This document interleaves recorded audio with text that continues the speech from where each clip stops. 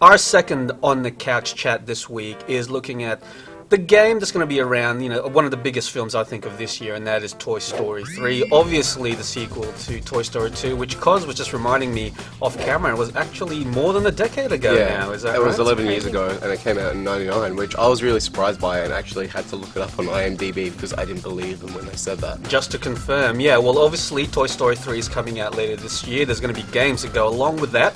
Cos is lucky enough to play the game. So does the Toy Story 3 game actually follow the story of the upcoming movie, or? It does. So the game's been divided up into two modes. You've got Toy Box mode, which is sort of like an open world game where you can play mini games, go on races and build a town, and then there's the story mode, which follows the story from the film. So I won't go into too much detail because I don't want to spoil it for anyone there.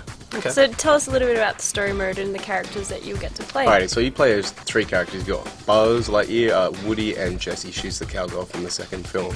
And basically, from what Disney have released so far, it's about them going to a kindergarten because they don't want to get thrown away when Andy goes to college. So the first level that I played was you play as you're stuck in Andy's room and you need to get his mobile phone and then go down and meet the little toy soldiers who are in the kitchen. No, they're in the bathroom, sorry, with the house phone. So basically you're going around and you get to swap between all the characters because they each have their different abilities. Buzz can throw characters further while Woody can run fast and Jessie can jump higher. So it sounds a little bit like the Lego games. Like, are those characters actually with you the whole time? You can just like swap. Yeah, basically what you do is you just go into like a spawn point and like into a designated point and you just hit, I think it was L1, and you swap between the characters. Okay, and the action's all from a third-person perspective, is that right? Yeah. It is, yeah. Like a platformy type game. Very much so. It reminds me of some of the old school PlayStation 1 platform games. It's very simplified and really easy to play, but it's also a lot of fun. Like some of the challenges is you need to get through a windowsill, but every so often the wind will blow the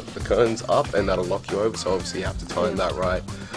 You have double jump as well, so you need to jump further, or one of the bits we needed to swap over to Buzz, so he would throw Woody up onto the bed and then he would throw him from the bed mantle over the other side of the room onto the top of a bookshelf, and that's where you get the cell phone from. Now, this other mode you're talking about, the open world toy box type thing, what's that all about? Is it like GTA but with toys? Like, what's the setup there? I think it's more like Red Dead Redemption now with toys, except for it's a little bit more kid friendly. So basically, I don't know, it kind of feels like a mix of different games. It sort of reminded me of Dark Cloud for the PlayStation 2, because basically you unlock different buildings that you can plant in the world. You have designated spots where you can put those buildings, so you can get like a saloon, a barber shop, a dress shop, so you can change the outfits, and occasionally you get new characters coming through. So one of the things that we saw was the squidgy alien from the first film.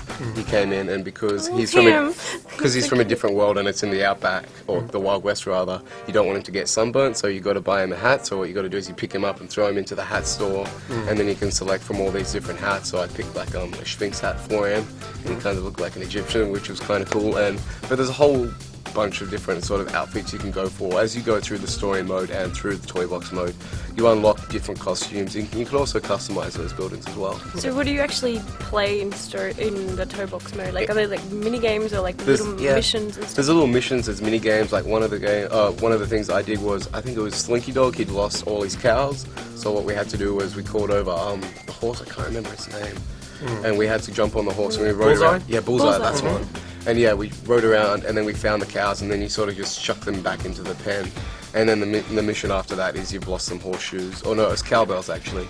So you got to go around and find the cowbells. They're quite short, you know. Yeah, it takes about 5 or 10 minutes to complete each one. But you've also got races as well, so you can take Bullseye and race around. As you buy more vehicles, so you have like race cars and slot cars, you then race in those as well, which is kind of cool. So this game is actually coming out on a lot of platforms, but you played the PS3 version, is that right? We did, yeah. And the PlayStation 3 version also has an exclusive playable character as Zurg as well, so none of the other platforms. So how does it actually look on the PS3?